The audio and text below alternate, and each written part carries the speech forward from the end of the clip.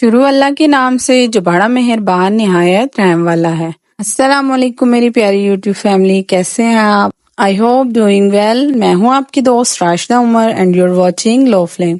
आज भी एक बेहतरीन सी रेसिपी के साथ आपकी खिदमत में हाजिर हूं, तो मेरे साथ रहिएगा। मेरी दुआ है आप जहां भी रहें हैप्पी रहें, खुश रहें और हमेशा अच्छे और हेल्दी खाने खाते रहें।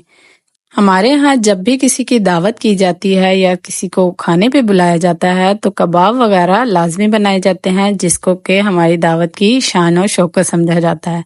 तो आज हम इसी रेसिपी की तैयारी करेंगे और इंशाअल्लाह ताला आपके लिए बहुत ही आसानी पैदा हो जाएगी ये कबाब की रेसिपी देखकर। इंशाअल्लाह ताला अब आप भी किसी की दावत करने से नहीं घबराएंगे और ये रेसिपी बनाएंगे, खुद भी खाएंगे और अपने मेहमानों को भी खिलाएंगे। तो चलिए आइए शुरू करते हैं। यहाँ पे मैंने सिर्फ 1 कप चने की दाल का ले लिया है। इस चने की दाल को हम अच्छी तरह से साफ कर लेंगे और खुले पानी से अच्छी तरह धो लेंगे। इसको अच्छी तरह धोने के बाद आपने इसको तकरीबन 1 घंटे के लिए भिगोकर रख देना है। यहाँ पे माशाल्लाह दाल को तकरीबन 1 घंटा हो चुका है और आप देख सकते हैं दाल कितनी अच्छी सी फूल गई है। बस इसका अब हमने पानी रिमूव कर देना है। अगर तो इसमें साफ पानी है तो आप इसी के साथ डाल दीजिएगा। मैंने यहाँ पे पानी को रिमूव कर दिया है और यहाँ पे खुला पानी डालकर मैं इसको अच्छी तरह से कुक होने के लिए रख दूंगी। यहाँ पे मैंने तकरीबन 2 लीटर के करीब इसके अंदर पानी डाल दिया था। इसके अंदर बस अब हम डालेंगे थोड़ा सा नमक और इसको कवर करके तकरीबन 20 से 25 मिनट के लिए छोड़ देंगे। दाल जब तक अच्छी तरह से पक नहीं जाती, अच्छी तरह से गल नहीं जाती, आपने फ्लेम को ऑफ नहीं करना। यहाँ पे माशाल्लाह से दाल को तकरीबन 20 से 25 मिनट हो चुके थे। ये देखें दाल जो है अच्छी तरह से गल चुकी है और अच्छी तरह से टेंडर हो चुकी है। बस हमें इतना इसको गला लेना है कि यह हाथ से तोड़ने से आराम से मसली जाए। बस अब हमने इसके पानी को अच्छी तरह से रिमूव कर लेना है और इसको थोड़ा सा ठंडा कर लेना है। ये देखिए जी हमने पानी को रिमूव कर लिया है। ये देखिए दाल कितने अच्छे से गल गई है, बहुत ही नरम हो गई है। अब हमने इस दाल को जो है पीस लेना है। आप इसको किसी भी तरह पीस सकते हैं। मैं यहाँ पे ये कुंडी का इस्तेमाल करूंगी। आप इसको मिक्सी के अंदर भी पीस सकते हैं, कोई मसला नहीं है।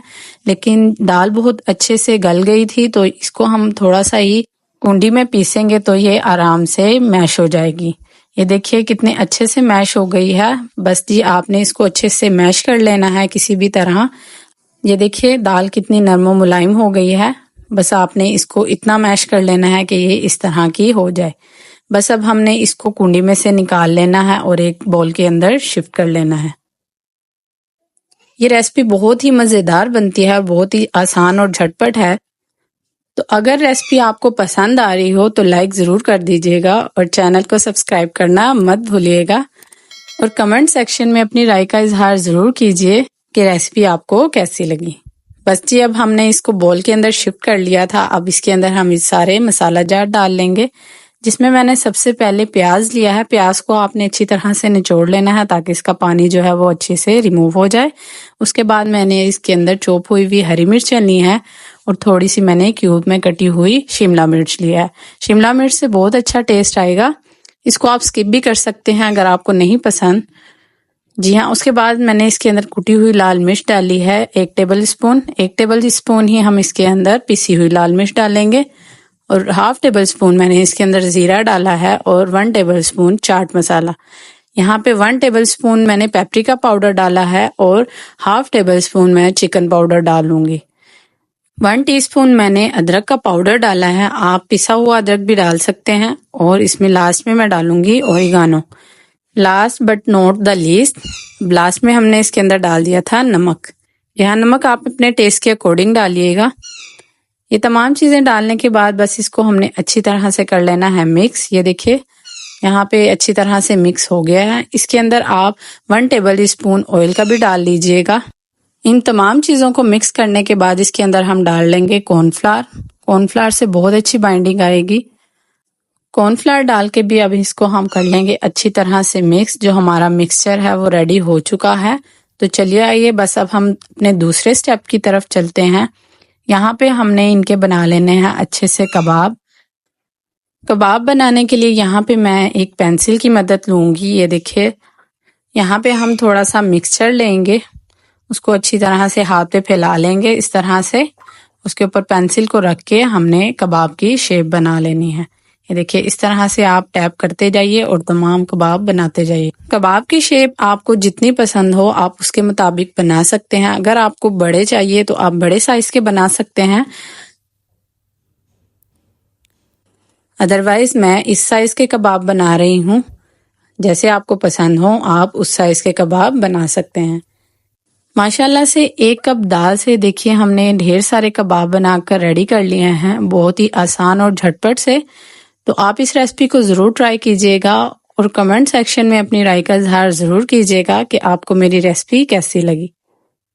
और अगर रेसिपी अच्छी लगी हो तो लाइक कर दीजिएगा और लो फ्लेम को सब्सक्राइब कर लीजिएगा। शुक्रिया। बस जी अब हमने लास्ट में इसको अंडे से करना है कोट। अगर आपको अंडा पसंद नहीं है तो आप मैदे की भी एक स्लैरी बनाकर उसमें इसको कोट करके फ्राई कर सकते हैं, या फिर आप इसको बेसन में भी फ्राई कर सकते हैं। आपने इसको मीडियम टू लो फ्लेम पर फ्राई करना है, दोनों साइड से अच्छी तरह से कुक कर लेना है। जब इसका अच्छा सा गोल्डन कलर आ जाए तो इसको ऑयल में से रिमूव कर लेना है। आपने इसको बहुत ज्यादा तेज गरम ऑयल में नहीं डालना, वरना ये ऑयल में डालते साथ ही ब्राउन हो जाएंगे और अंदर से बिल्कुल भी अच्छे नहीं बनेंगे। तो आपने इसको बहुत ही एहतियात और आराम से फ्राई करना है। जी हाँ, ये देखिए हमारे जो कबाब हैं बिल्कुल फ्राई हो चुके हैं, बहुत ही खूबसूरत सा कलर आ गया है। बस अब हम इसको ऑयल में से रिमूव कर लेंगे और इसको डिश आउट कर लेंगे। आप इसको किसी भी तरह खा सकते हैं, केचप के साथ खाएं, चपाती के साथ खाएं या फिर अपने टी टाइम में सर्व करें। इंशाल्लाह ताला ये आपको और आपके मेहमानों को जरूर पसंद आएगी, तो ट्राई जरूर कीजिएगा। बस अब मुझे दीजिए इजाजत। इंशाल्लाह ताला नेक्स्ट रेसिपी में मुलाकात होगी। तब तक के लिए अल्लाह हाफिज and stay tuned for more recipes.